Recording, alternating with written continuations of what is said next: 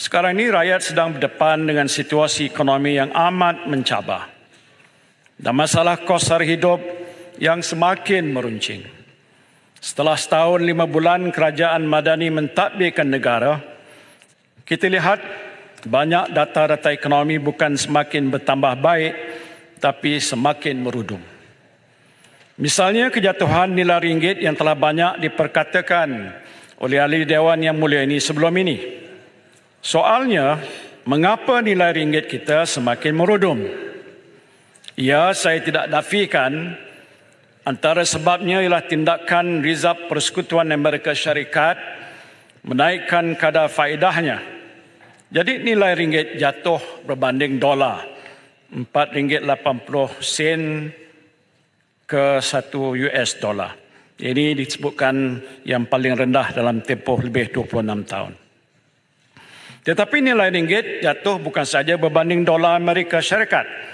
Sejak bulan Julai 2023, nilai ringgit menyusut 4.6% berbanding Thailand, 3.73% berbanding Vietnam, 3.37% berbanding Indonesia dan 2.26% berbanding Filipina.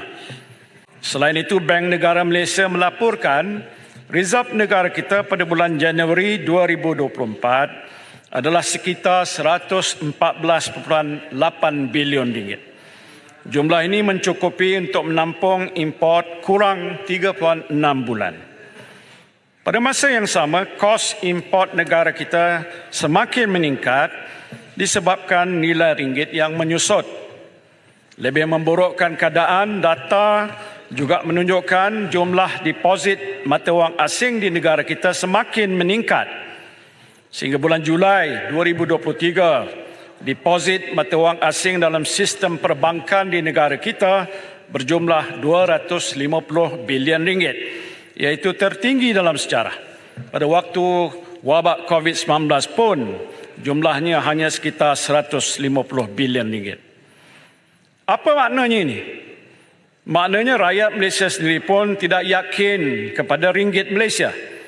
Mereka tidak mahu simpan ringgit kerana bimbang nilainya akan terus menurun. Jadi mereka memilih untuk menyimpan dalam mata wang asing. Persoalannya, Tuan Yang Pertua, ialah kenapa mereka tidak yakin?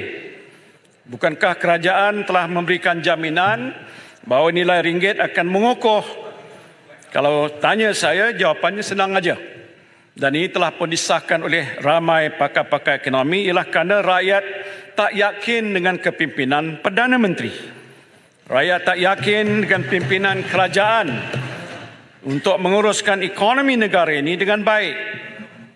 Saya tengok Datuk Yang Pertua dalam media sosial, ramai netizen yang ulang tayang video Yang Amat Berhormat Tambun ketika dia jadi pembangkang.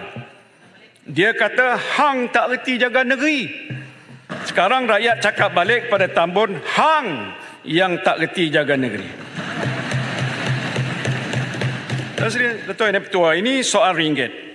Kita tahu bahawa negara kita mengimport banyak barangan daripada luar negara, termasuk bahan-bahan makanan, dan apabila nilai ringgit jatuh, kos barang yang kita import juga menjadi semakin mahal. Minta jalan.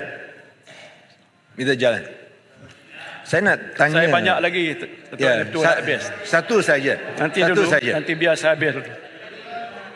Satu saja. Bagi tak? Yang Muhammad Belum habis. Saya banyak tak habis masa. Bagi tak? Bagi tak? Itu soal nilai ringgit. Okey, dapat. Kita tahu bahawa negara kita mengimport banyak barangan daripada luar negara, termasuklah bahan-bahan makanan. Dan apabila nilai ringgit jatuh, kos barang-barang yang kita import juga menjadi semakin mahal. Kerana itu rakyat mengeluh harga barangan keperluan harian semakin mahal. Beras mahal, bawang mahal, daging mahal, tepung mahal. Hampir semuanya mahal.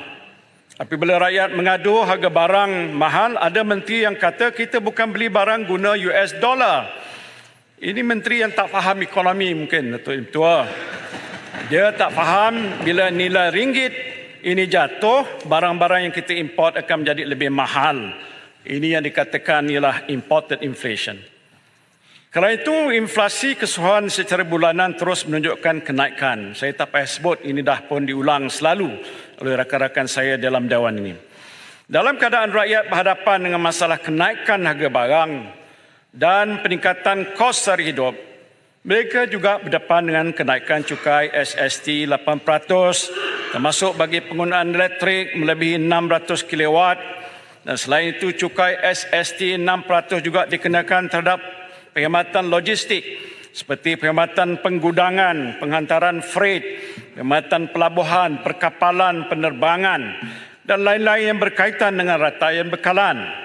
Dan saya pasti pengenaan cukai SST 6% untuk perkhidmatan logistik ini akan menyebabkan kenaikan kos operasi perniagaan yang tentu sekali akan menyebabkan kenaikan harga barang.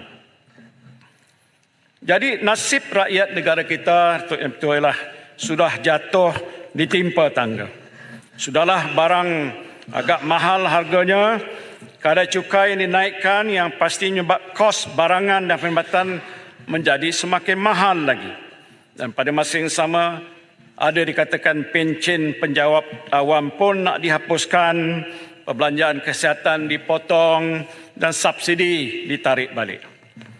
Kerajaan nampaknya tidak mengambil kira secara holistik bebanan yang ditanggung oleh rakyat dengan keputusan untuk menaikkan kadar cukai dan lain-lain kenaikan. Seolah semuanya dilonggok ke atas rakyat tanpa ada strategi jaringan keselamatan sosial yang menyeluruh ataupun dasar jaringan keselamatan sosial yang menyeluruh. Semalam saya baca kenyataan seorang timbalan menteri yang mengingatkan peniaga yang perniagaannya tidak terbabit dengan kenaikan cukai SST supaya tidak menaikkan harga. Dia sebut antaranya ialah peniaga makanan. Ramai juga bumi putera yang berniaga. Ya, betul sektor makanan dan juga minuman tidak terbabit dengan kenaikan cukai SST kepada 8%. Tetapi katakanlah peniaga itulah peniaga jual nasi campur. Dengan cukai SST 6% dikenakan untuk perkhidmatan logistik, kos pengangkutan bagi daging, ayam, ikan, sayur dan lain-lain lagi pastinya juga akan meningkat. Dan kalau kos barang ini meningkat, takkanlah Datuk Yang Ketua peniaga nasi campur nak jual nasi dengan harga yang sama seperti sebelum ini. Jadi secara logiknya pastilah mungkin jual dengan harga yang lebih tinggi lagi. Jadi adakah kerajaan pada hari ini faham kesan kenaikan cukai ini terhadap keseluruhan rantaian bekalan yang akhirnya menyebabkan hampir semua barang naik dan kesannya ditanggung oleh rakyat jelata? Ini belum masuk lagi cadangan rasionalisasi subsidi petrol dan diesel yang dikatakan akan dilaksanakan juga pada tahun ini. Kalau dilaksanakan, saya 100% yakin bahawa semua barang perkhidmatan akan naik harga dan kita akan lihat lebih ramai lagi rakyat akan sengsara sampai ada yang nak membunuh diri pun ada, Datuk Yang Ketua. Dan oleh sebab itu saya minta kerajaan supaya kaji dengan lebih teliti rancangan rasionalisasi subsidi petrol dan diesel ini. Adakah ia sesuai dilaksanakan pada masa ini ketika rakyat sedang berdepan dengan kenaikan harga barang dan kenaikan barang berbagai jenis cukai yang amat membebankan mereka? Mungkin elok kerajaan tangguhkan dahulu rancangan rasionalisasi subsidi petrol dan juga diesel ini buat sementara waktu. Saya faham beban fiskal yang ditanggung oleh negara kita akibat jumlah subsidi yang besar. Tetapi pada masa yang sama, adakah kita rela melihat rakyat menanggung sengsara dalam keadaan mereka sudah pun terbeban dengan pelbagai masalah yang berkaitan dengan tekanan kos sara hidup dan kenaikan cukai ini? Datuk Yang Ketua bercakap mengenai kos sara hidup ini, kita semua tahu kerajaan telah pun menubuhkan NAKOL yang dikatakan dipromosikan oleh Perdana Menteri. Tapi saya nampak NAKOL ini tak berkesan. Jarang sekali bersidang atau mesyuarat. Contohnya baru ini, saya tak nak sebut tapi terpaksa sebut, Bukit Gantang buat pengumuman kerajaan nak memperkenalkan beras Putih Malaysia Madani. Tak tahu macam mana boleh timbul perkara ini. Yang mana mengikut kenyataannya cadangan itu telah dipersetujui oleh Perdana Menteri. Tapi lepas itu Perdana Menteri ataupun Menteri Pertanian buat kenyataan itu bukan keputusan kerajaan. Jadi dah cacah merebah dah.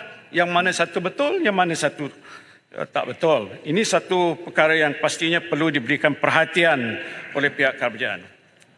Kemudian Perdana Menteri ada kata pula bahawa dia akan dibawa pada mesyuarat NACOL. Persoalannya, adakah isu beras ini telah pun diselesaikan? Dan jawapannya belum pun diselesaikan. Saya pernah menguruskan soal beras. Datuk Yang Di-Pertua masa saya di sebelah sana dulu. Dalam Kementerian Pertanian, Kementerian Domestic Trade dan sebagainya. Tak pernah berlaku soal tak ada beras dalam pasaran. Tak pernah berlaku soal kenaikan beras.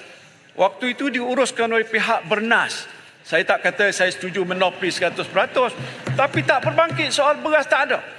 Beras tempatan patut lebih banyak daripada beras import. Tapi sekarang ni beras import lebih banyak daripada beras tempatan. Mana pergi beras tempatan? Sampai hari ini tak terjawab oleh pihak kerajaan. Bagus, Menteri Laluan. Terima kasih, bagus, Menteri Ketua.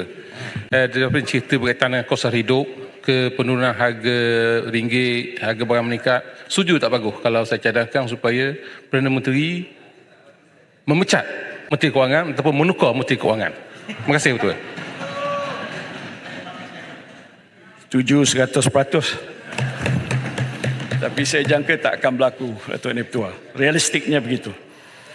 Jadi oleh sebab itu, Datuk Yang Di-Pertua, saya minta supaya Perdana Menteri, Pengerusi NACOL dan juga menteri-menteri yang terbabit dalam pengurusan soal kos sara hidup ni seriuslah.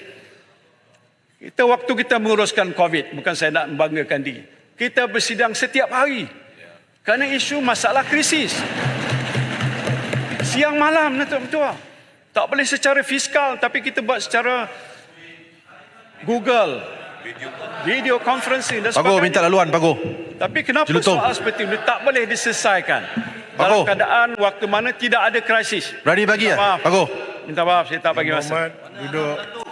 Jadi, Datuk Yang Di-Pertua, kebimbangan utama Perikatan Nasional ialah situasi ekonomi negara yang kian meruncing dan masalah kos sara hidup rakyat yang berlarutan. Dan jika keadaan ini berterusan, ekonomi negara kita sukar untuk dipulihkan dan akhirnya sekarang ni pun sudah berlaku yang menderita ialah rakyat jelata. Yang Amat Berhormat Tan Mun ketika jadi pembangkang dulu juga pandai berjanji macam-macam. Saya tak payah sebutlah janji itu janji ini, tapi nampak satu pun tidak ditunaikan. Dan saya berharap agar Yang Amat Berhormat Tan Mun dengan izin walk the talk. Ingatlah janji-janji yang ditabur kepada rakyat dahulu, jangan berbohong kepada rakyat, buruk akibatnya. Ingatlah sabda Rasulullah SAW dalam sebuah hadis yang diriwayatkan oleh Imam Al-Bukhari dan Muslim, mafhumnya tanda-tanda orang munafik itu ada 3. Iaitu apabila dia berbicara, dia dusta. Apabila dia berjanji, tidak ditepati. Dan apabila dia beri amanah, dia khianati. Jadi sebab itu, janganlah kita bersikap munafik dalam diri kita, na'udzubillahi min zalik. Datuk Yang Di-Pertua, saya dengan ini menyokong usul ini. Terima kasih.